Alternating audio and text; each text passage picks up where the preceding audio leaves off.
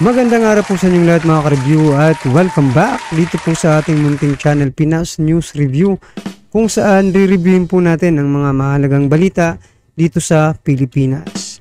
Mga simpleng komento sa mga issue dito sa Pinas. At eto nga mga ka-review natin, lagot na Pilipinas, delikado. President Marcos nagpanik, China nagsimula na naman, matinding banta. Yan mga ka-review natin. Patungkol po riyan ang ating pag-uusapan. Mula po ito kaya Balitaan ng Bayan TV. Yan mga ka-review natin, i-subscribe nyo po. Mag-subscribe po kayo kaya Balitaan ng Bayan TV. Nasa description po ang full video link ng balitang ito. Subscribe na po kayo. Yan mga ka-review natin, kung bago ka pa lang at di pa po nakapag-subscribe sa ating munting channel, please don't forget to subscribe. At i-click na rin po ang bell notification para updated ka po sa lahat ng ina-upload sa ating reaction video. At eto na nga, wag na natin patagalin. Sama-sama at sabay-sabay po natin pakinggan, panoorin at bigyan ng reaksyon ang balitang ito. Eto na po.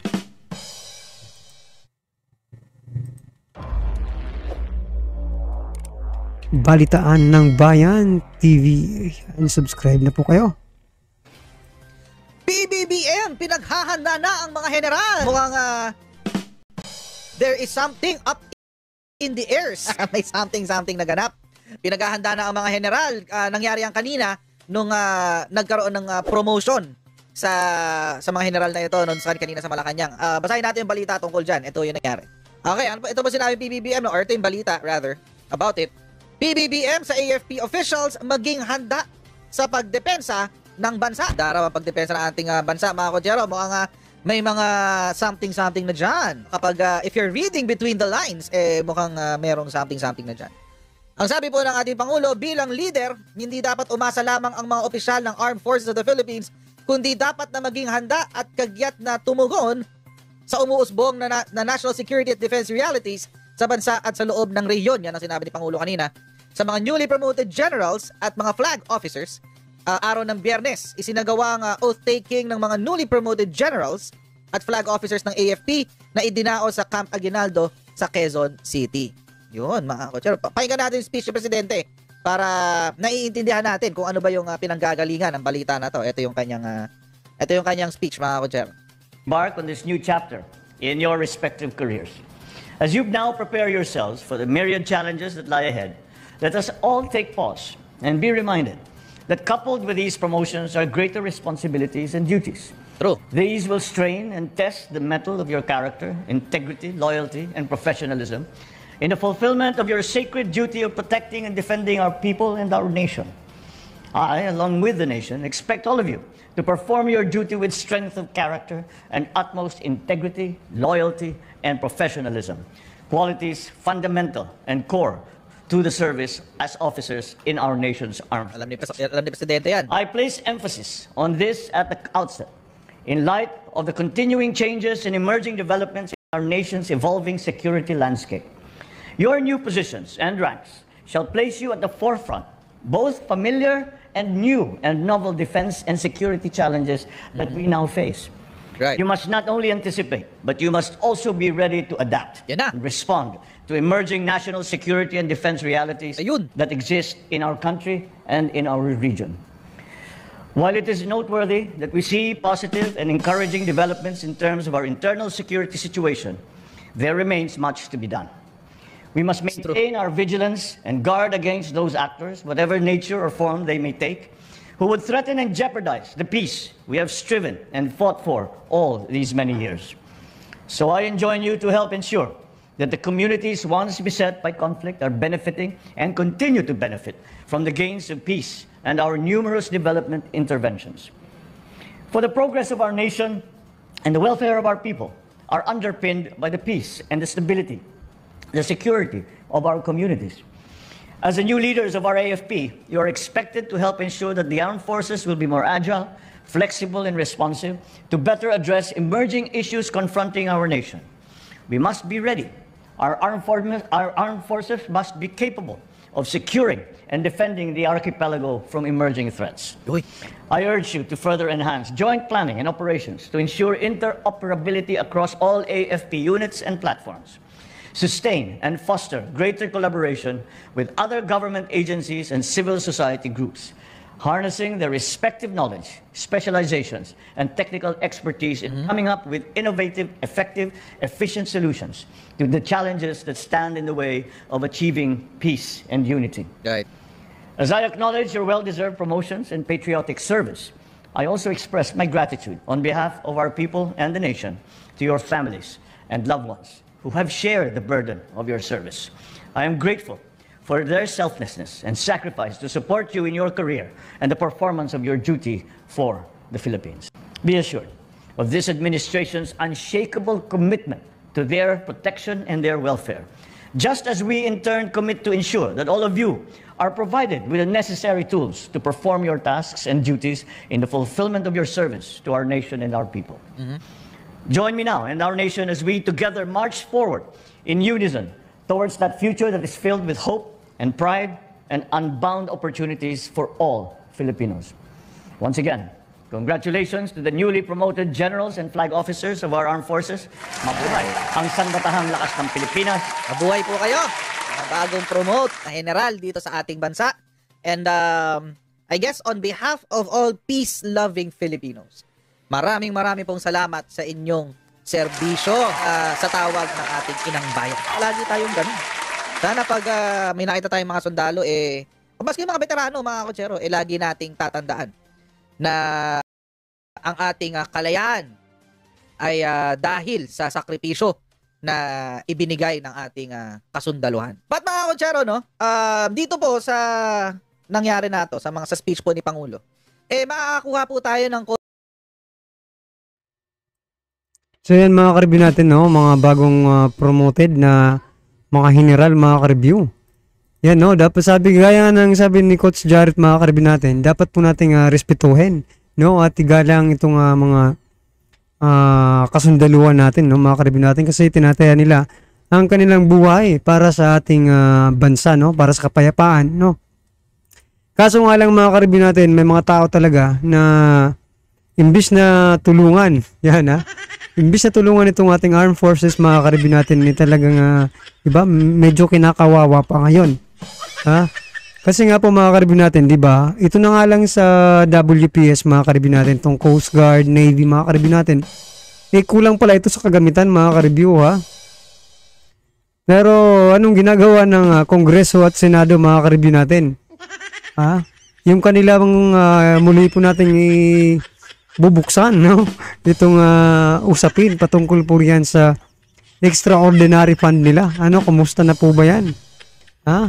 Open na po ba yung libro para i-audit, no, mga ka-review natin, medyo nawawala na po tayo sa sa usaping iyan, mga ka-review natin. Sana naman po matauhan na po itong mga senador at mga kongresista. Kasi kawawa naman po yung taong bayan, mga ka-review natin, nagbibigay po ng buwis, ba? Tax. Tapos mapupunta lang sa kanila, wala palang resibo, kung di mga certification lang.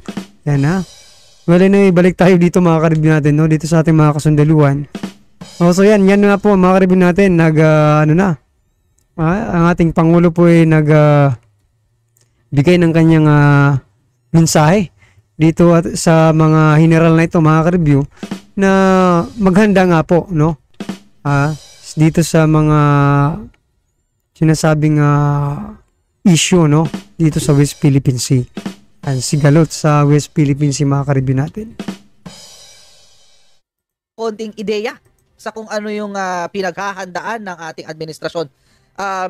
Binanggit naman kanina, national security. We must maintain our vigilance and guard against those actors, whatever nature or form they may take, who would threaten and jeopardize the peace we have striven and fought for all these many years. So, very top of mind ngayong panahon na to ang usapin ng national security. Hindi lamang ho sa labanan yung labanan ng militar sa militar, no, hindi lang ho diyan. Pati ho sa labanan ng impormasyon, lalo na nung naglabas ng balita nitong nakaraan na merong mga certain China-sponsored groups na gustong paghiwa-hiwalayin o gustong paghati-hatiin ang opinyon nating mga Pilipino ukol sa West Philippine Sea. But anyway, mga kotsero, no, ito nangyaring sinabi ni Pangulo na maghanda na raw ang ating militar. Ito po ay after matapos ng maglabas ng statement ng Amerika, ng US of A's, na any attack on Filipino vessels, aircraft, armed forces will invoke our mutual defense treaty. Ay yung medyo nakakatakot, mga kotsero. Nakakatakot itong ganito. Sinabi niya, just this past week, the PRC vessels acted dangerously and unlawfully as our Philippine friends conducted a routine resupply mission within their own exclusive economic zone in the South China Sea. Sabi niya, I want to be clear. I want to be very clear. The United States defense commitment to the Philippines is ironclad. Yun. Matibay daw yan, parang bakal. Yun, kasi tibay daw ng bakal. Alam niyo po mga kotsero, ito lang po ang akin dyan. Very, very simple. Nagkaroon na po ng ganitong sitwasyon nung nakaraan. At hindi ho maganda ang experience natin sa mga kano. Hindi ho maganda ang experience natin sa mga kano. But between China and the US, I would rather side with the lesser evil. That is the US.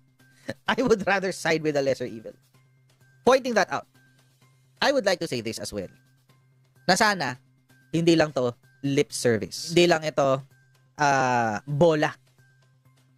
Hindi lamang ito isang pamamaraan para mauto ang mga Pilipino. And I'm hoping against hope na the Americans and our allies, not just the Americans, pero yung mga kaalyado talaga natin, will be there when push comes to shove. Marami na nagsabi, di ba? Marami na nagsabi na na susuportahan nila tayo, etc., etc. But I think actions will speak louder than words. Although hindi po natin sinasabi na dapat sana nga hindi nga mangyari yung kinakatakutan natin, but when push comes to shove, let us hope na this will they will follow through, na ipagpapatuloy nila o itutuloy nila yung kanilang aakto sila sa kanilang pangako. Pero so yan mga ka-review natin, no? Tama po yung sinasabi ni Coach Jarrett, mga ka-review, na sana nga po hindi lang po ito maging salita, no? Mga ka-review, kasi marami pang nangangako ngayon sa atin, no? Mga matatamis na mga salita para tayong liniligawan niya yun, mga ka-review, para tayong dalagang Pilipina ngayon, mga ka-review natin. Sa dami po ng mga gustong tumulong sa atin, di ba? Marami pong mga magagandang salita na pinaparinig sa atin, na kung saan, mga ka-review natin, yun din ang gustong-gusto nating marinig, di ba, mga ka-review natin? Yung mga gusto nating marinig, yun po yung sinasabi nila, mga ka-review. So, yun nga lang, baka hanggang salita lang po ito. Pero sa palagay ko naman, hindi ito salita lang ng US, mga ka-review natin, kasi tingnan nyo di ba, tayo na nga yung parang hindi tayo malakas na bansa pa, mga ka-review natin. Tingnan nyo yung Israel, mga ka-review natin. Di ba malakas naman ng Israel, mga ka-review? Pero bakit tinulungan po ng US? Yan nga po, mga ka-review natin. Mapapaisip ka rin, di ba?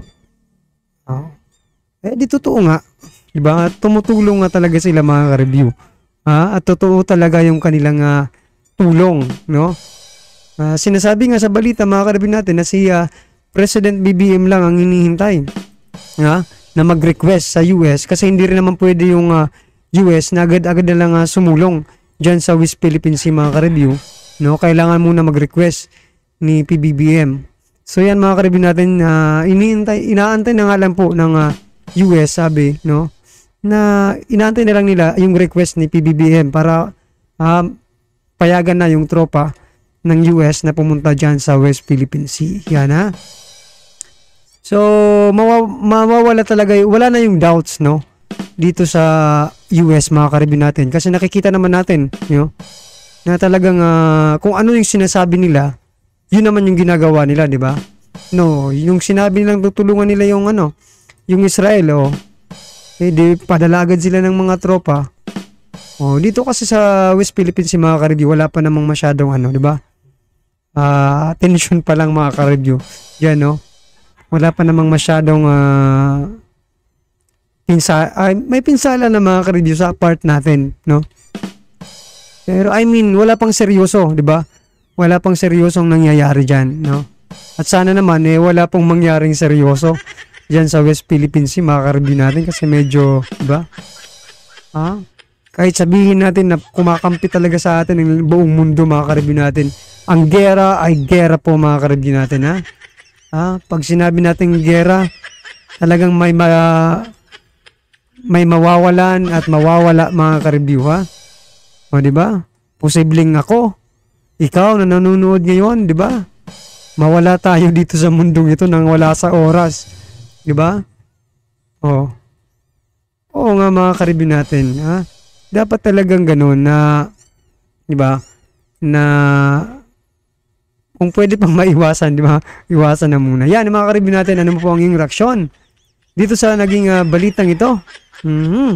Yan, pinaghahanda na pala ni PBBM itong ating kasundaluhan, mga bagong promote na general, no, mga ka-review, yan, which is tama rin naman kasi hindi natin alam kung kailan tutupakin itong China, mga ka-review natin, no. Baka bukas makalawa tupakin ito. Dapat talaga kailangan handa ang buong armed forces. Yan, alright, mga ka-review natin, kung ano man po ang yung reaksyon sa naging balitang ito, i-comment lang po sa baba para at least alam po ng ating mga kababayan ang inyong nararamdaman, no? Patungkol po rito sa balitang ito. Alright, mga ka-review natin, kung bago ka pa lang at di pa po nakapag-subscribe sa ating munting channel, please don't forget to subscribe. At i-click na rin po ang bell notification para updated ka po sa lahat ng ina-upload sa ating reaction video. At huwag din pong kalimutang mag-subscribe kay Balitaan ng Bayan TV. Nasa description po ang full video link ng balitang ito. Subscribe na po kayo, Balitaan ng Bayan TV. Maraming salamat po.